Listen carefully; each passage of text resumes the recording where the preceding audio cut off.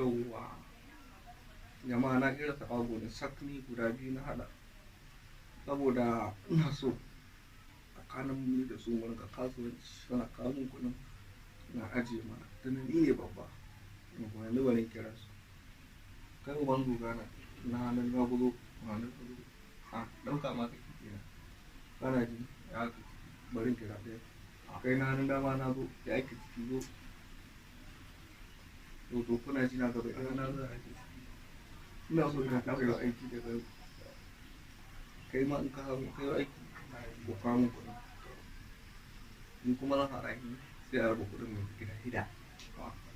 uku a aji ya ba kuɗi uku raba ai haka ya yi